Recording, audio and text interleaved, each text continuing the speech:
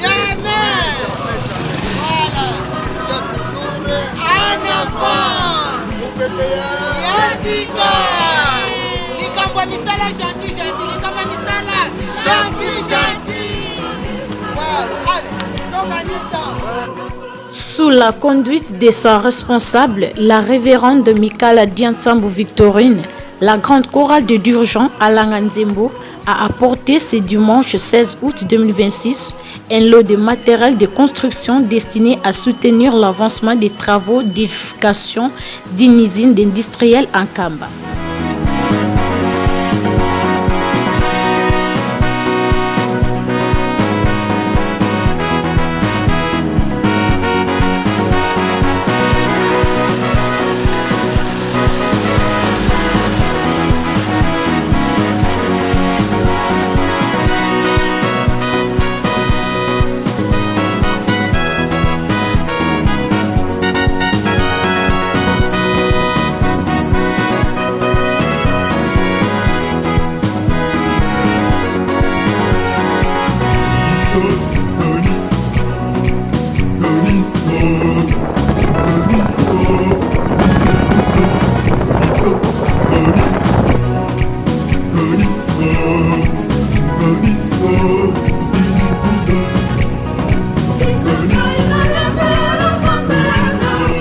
Ces projets, recommandés par le chef spirituel et représentant légal de l'église kimbanguiste, Papa Simou Kimbangu Kiangani, s'inscrit dans le dynamique de développement de la vie sainte.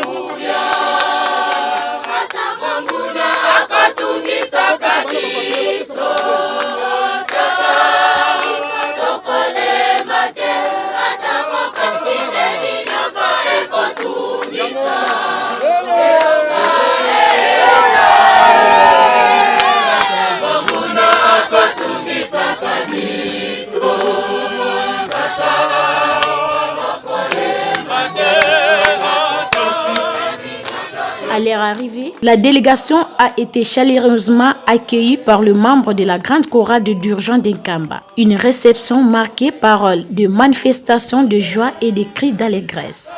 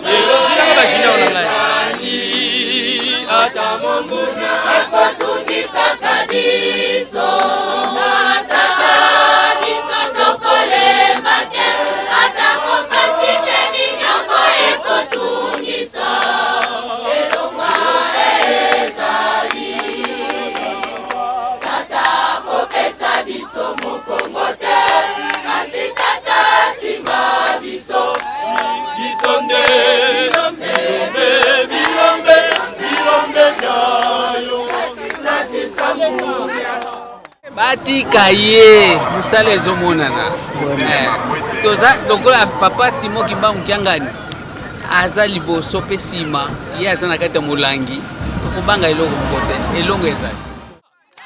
Animé par la volonté de promouvoir un développement harmonieux et durable de Nkamba, berceau du kimbanguisme, les conseillers directs du chef spirituel chargé du développement et de l'économie de l'Église, Papa André Mbenza Kiangani, veille au suivi ainsi qu'à la qualité et à la conformité des travaux entrepris.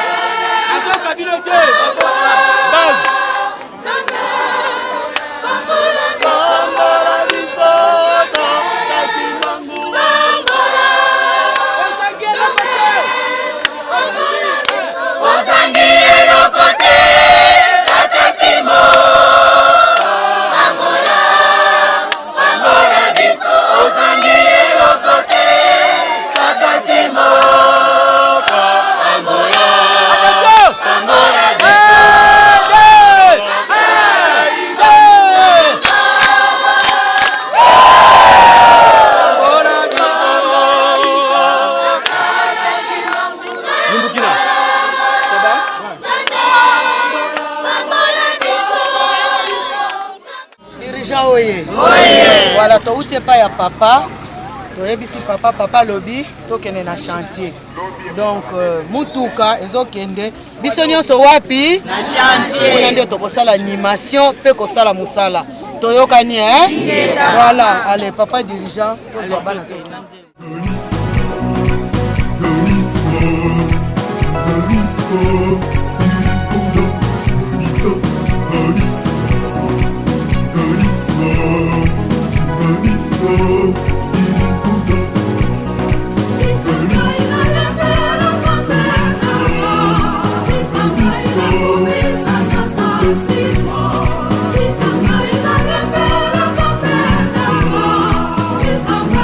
Oh,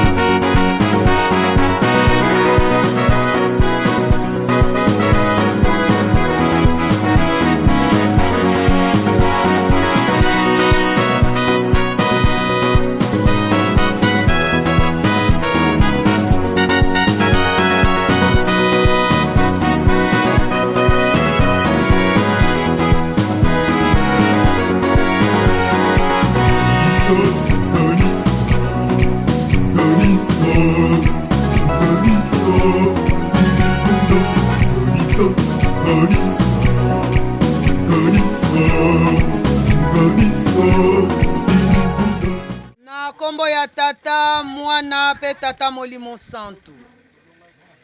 Tata Simo Kimbangu Kiangani nzambe kati na bato. Kumisama sanjolama na yo pambate bolingo na yo zali munene kati na biso bana ya bato. Lelo le 16 août 2026. Ezali mokolo ya munene pe ya esengo pona biso.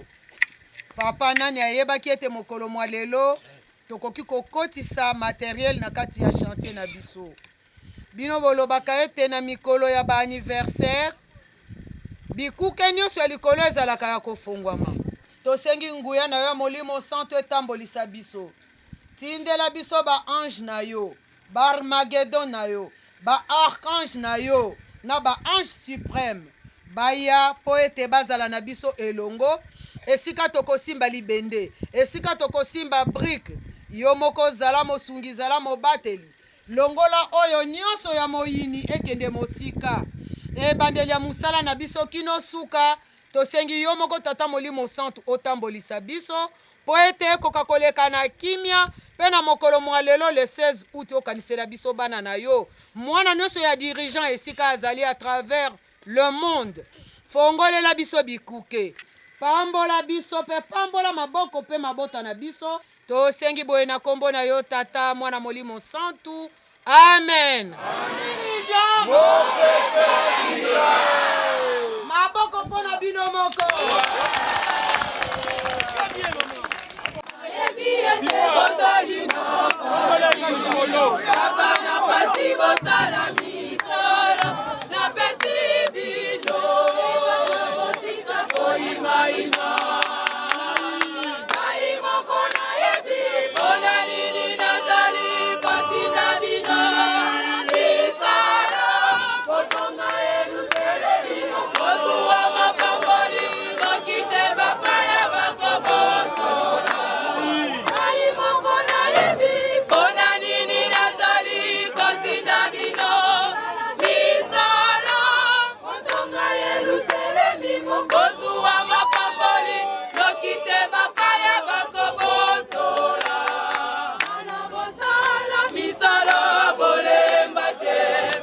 C'est dans ce cadre que la responsable de la grande chorale de dirigeants, la révérende Mikala Diantsambu Victorine, s'est exprimée sur cette contribution.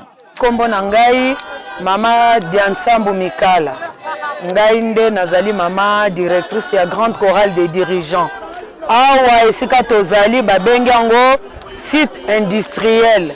Awa nde esika tozali kotonga usine agroalimentaire. Oyo chorale de dirigeants zali kotonga nde awa site nango nde sika yango. Lelo le 16 août toyambi premier lot ya matériel oyo tozali kotongela hangar na biso ya structure métallique. Oyo nde premier lot ya matériel ekoti lelo euti kokoma siko kala mingi te bokomona na bilili tokobanda kokitisa ba matériel wana. Ba choriste nyonso ya dirigeant na mokili mobimba mingi balembaki mingi bazalaki komituna est-ce que musala ngo tozosala kaka ou bien tosalaka lisusu te, mais tozali koyebisa bango ete tolalaki pongi te musala ezalaki kosalema. Bino moko botala na nsima na ngai mutuka bomona mabende wana eza bibende ya minene tozalaki kozela bafabrike bakata oyo ezali kaka premier remorque toza na 4 tours tokosala. Donc musala ezali makasi tolala pongi te tolamuka oyo nyonso ayebiki apesi nano ekateli na ye te ya structure métallique ya cadeau phare. Tango yo moni misala oyo kamata sala nini kota niongo pesa po ete tosilisa misala parce que oyo soki tobandi semaine prochaine tosilisi babandi mbala moko kopose structure métallique na biso début septembre. Ba chinois baye po babana kosala installation ya machine. Donc toza na droit na erreur te. Tata molimo santu le 4 octobre azali kozela fongola na ye yango na biso banso tolamuka yo azali kolala pongi lamuka po ete tosala musala papa azozela topesa ye fongola.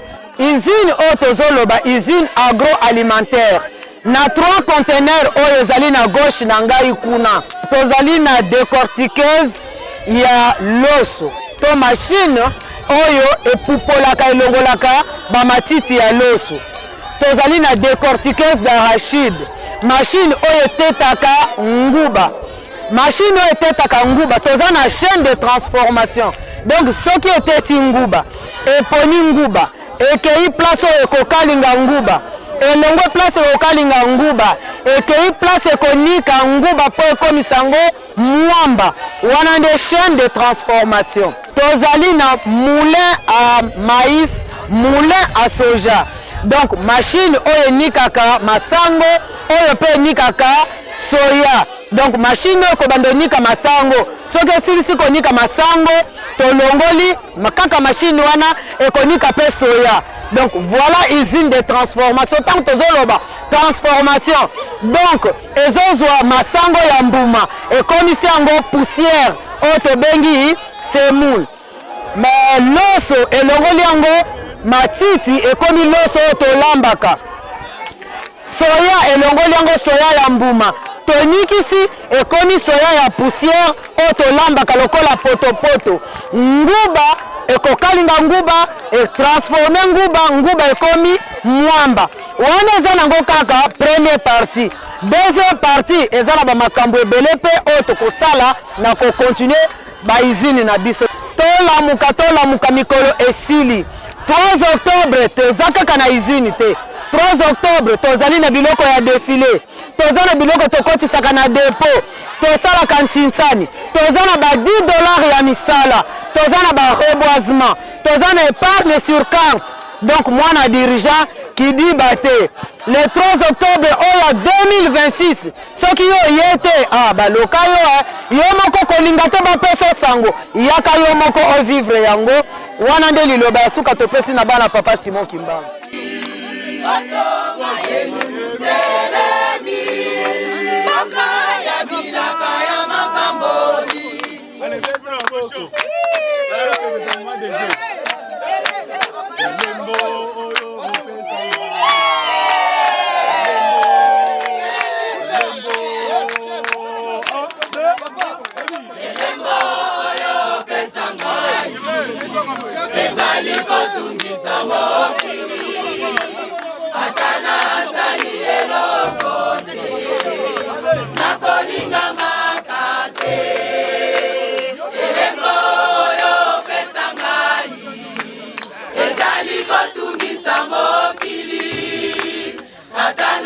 Comme on a papa bon crépa, tozali na Kinsuka, zone industrielle où le papa Simon Kimbangu ya liputa lobaki etemière ba société ko tongama yango biso bana chorale de dirigeants tozali bato ya liboso oyo toye awa pona tolka to installer ici ya liboso. Projet ebandaki depuis 2022 lors tobandako kan tozalaki jana likanisi ya ko lancer ba projet liboso ezalaki il fallait tout soma ba machine agricole ezalaki ba tracteur le chorale de dirigeants epesaki epai ya papa le 4 octobre 2022. Et après topesaki camion ben pour na misala ya kunzulu. Na même lancé to réfléchissaki il fallait tous à la bato ya liboso. Papa journaliste ozali na koyeba que chorale de dirigeants ezali lingomba. Chorale de dirigeants ezali lingomba et que lelo to kwa kozala tuninga kozala en base ya ma projet ya pas ko soutenir papa Molimo centre na ba projet na été yangwana biso na 2025 to commander que ba machine ou ezali na kati ya ba container et que ba yetsa ki biso il fallait to tonga hangar pour na kokotisa ba machine wana e banda ko sala yangwana lelo vague ya liboso ya ba barre de fer ya hangar métallique ekoti jeudi camion mosusu pe royal sosuna vague mosusu et ba tol ezokota samedi pour na ba technicien ba ka ba monter hangar métallique ingénieur chinois azoka pour na ko monter ba Chine oyo ezali wana pour ça na biso ezali et que le 4 octobre to pesa papa fungola ya usine ya liboso oyo biso ba kimbangisi to sombi pe to monter lelo bana chorale de dirigeants ya mokili baba yeba que nyonso oyo bango babandaki ndai oyo bango balataki devant papa Molimo Centre le 4 octobre 2025 il faut tokende nango ntina suka yango wana tozosenga papa apesa bango bozwi tokoka kozwa mbongo eke tokoka kocontinue misala te na suka ezali esengo ya biso bakimbongiste à travers le monde bato babosana te que le kimbongisme c'est toute une civilisation net le christianisme net musulman na kati ya le kimbongisme tozali na éducation munene boyebi ndenge papa Diangenda na ntango ye azalaka apesaki biso ba 12 préceptes ezali mibeko oyo ezotamisa ngoma na biso donc pour nous les kimbongistes faut tozala fier bisika nyonso tozali et que tozali na nzambe na biso oyo abundelaka biso mpe asungaka biso na makambo nyonso tozali nango posa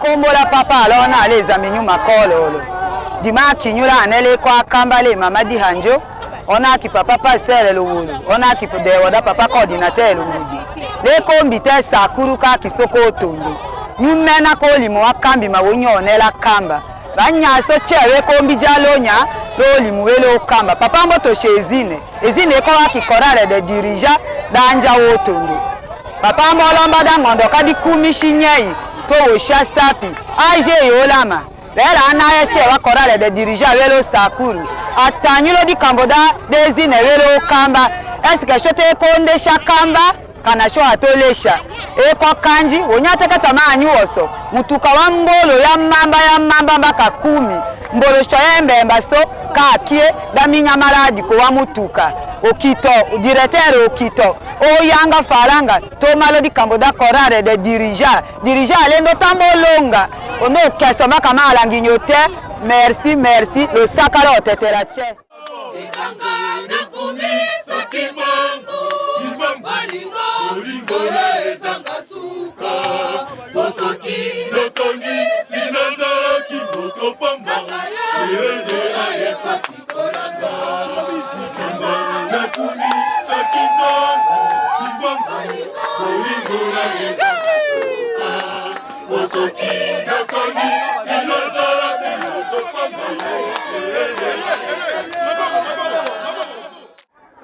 Merci.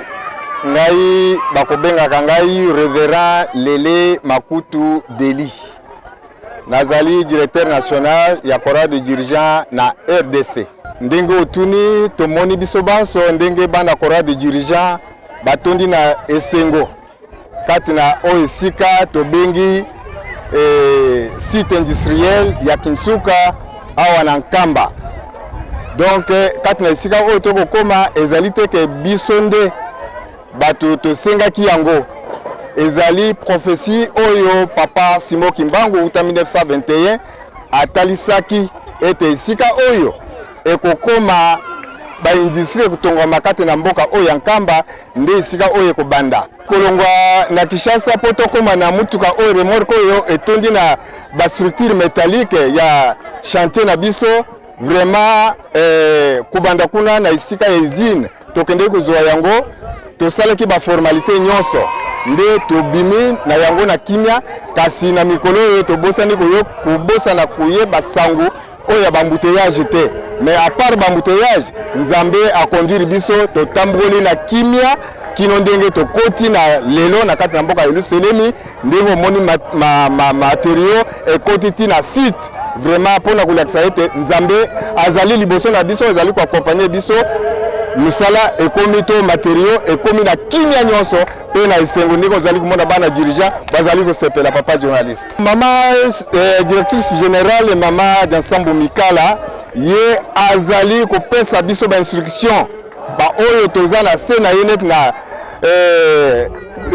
na République démocratique du Congo nga na pesa meli mukumba wana ya ko gérer bana dirigeant à travers mboka na biso oyo ya RDC nde oyo azali koloba oyo azali kuzoa pa tata mokonzi ya bule pona avancement ya musala oyo azokitisa na biso pe tozokita na ba province to na base po toyeba ko motiver bana kotalisa importance ya likambo oyo yango nde ezosala ete biso na direction générale isika mama azali kokamba tozali vraiment kolanda pe kotosa oye azali kopesa na biso o musala emonana le 3 octobre yango ebelemi tolingi kopesa tata Nzambe esengo pe kopesa ye fongola pona musala oyo biso tolakama na yango pona le 3 octobre le 4 papa azana posa topesa ye fongola ngai na bengami na kombo ya papa Ben Boniface Mbadungoma nazali dirigeant responsable AI na la grande chorale des dirigeants et awa tozali na kati ya site na biso esika tozocha usine na biso industrielle donc première usine na kati ya Yelusalemi na Nkamba donc esika oyo tozwami epesa meli mokumba wana na la grande chorale des dirigeants ndo moni lelo tozali na esika oyo na esengo nyonso en tant que papa dirigeant na kanisi na ko lancer liboso message na ngai to interpellation na bayembi banso ya chorale des dirigeants bisika bozwami na kanisi bomoni biso to longwaki Kinshasa tozali na lelo le 16 août ezali mokolo oyo papa Mfuma Mbanza akabolaki nzoto na molimo kasi biso toye yango pe mokolo oyo ekokisami ya première lot to mabende na biso oyo tokotelemisa pona kotia échafaudage na biso métallique pona hangar na biso oyo esika tokotia usine na biso nde bomoni lelo biso nyonso tozali awa na bino bayembi ya la grande chorale bisika nyonso bozali bana ya dirija balanga nzembo nyonso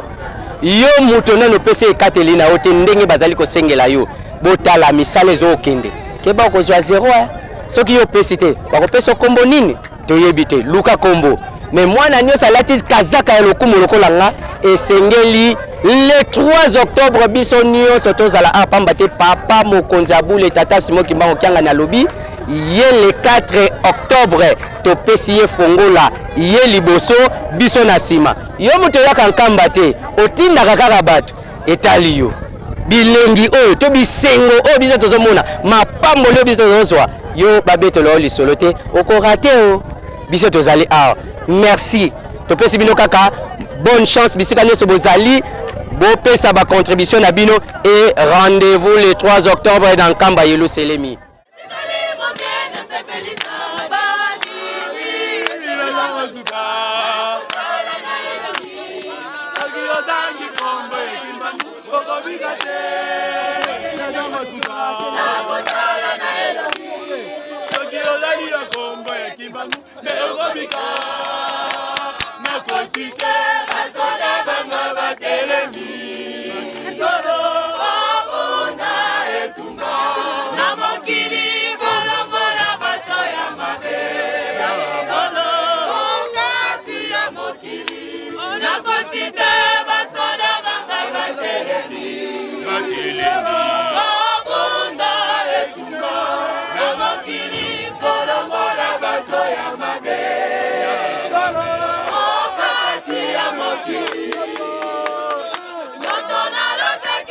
Don't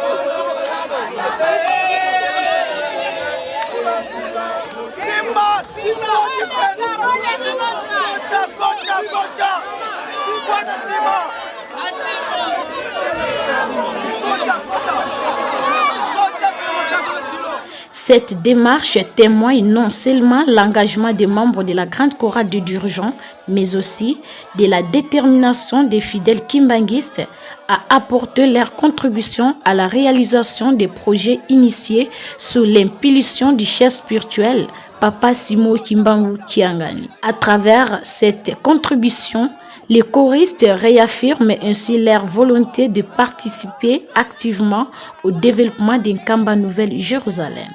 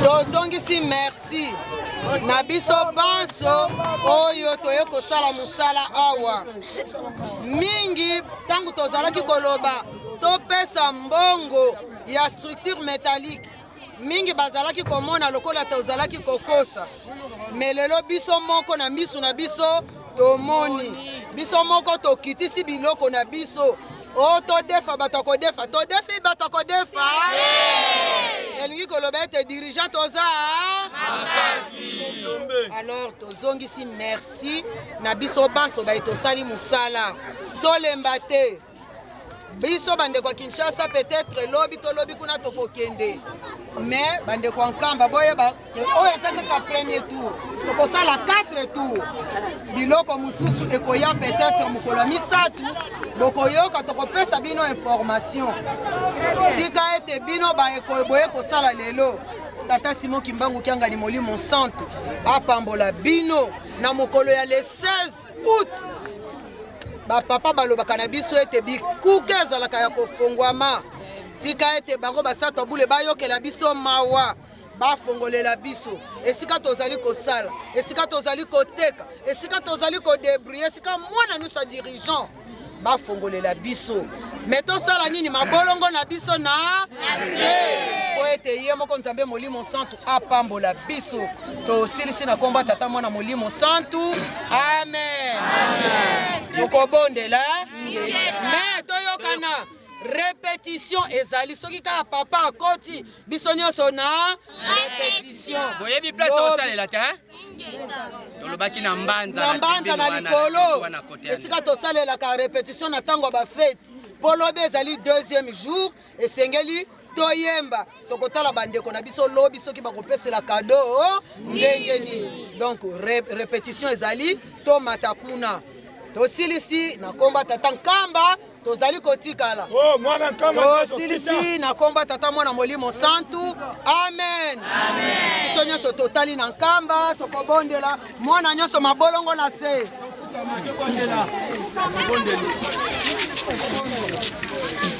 tobondela kimia na yo tokosenga pesa biso kimia na yo kola kimia na yo tokosenga pesa biso kimia na yo tozali kati na yo ekolo lobiko na biso ezali sena yo pesa biso kimia na yo ekolo ete tobombanise epai na yo pesa biso kimia na yo ekolo ete tobombanise epai na yo tozali kati na yo ekolo lobiko na biso ezali sena yo kolo pesa biso kimia na yo ekolo ete bombambise epai na yo pesa biso kimia ekolo ete bombambise epai na yo. Na bolingo na bino misato abule tata mwana molimo santu papa Simon Kimbangu Kiangani papa Simon Kimbangu Kiangani papa Simon Kimbangu Kiangani kumisama sanjolama na yo papa pamba te bolingo pema wana yo zali munene kati na biso bana ya bato papa ya mboto banda musala tobelelaki yo yo tambolisi biso ne bandeli kino suka tosilisi papa tolingi topanzana yo kopanzana kana mutu te kasi tambolisa mwana na yo moko na moko papa kanisela biso ata na banzembo tokoyembelaka yo opangusa mpinzoli na biso na misala oyo tokosalelaka yo ozongisa biso kati na motema na yo kimia na oyo tosengi na mabota na biso kimia tosengi na kati ya grande chorale des dirigeants uta koriste ya yambo kino na suka fongolela biso bikuke pe osopela biso mvula ya mapamboli po ete le 4 octobre tokokisa posa na yo topesa yo fongola tosengi boyo na nkombo na yo tata mwana molimo santu amen, amen. Tokende malamu.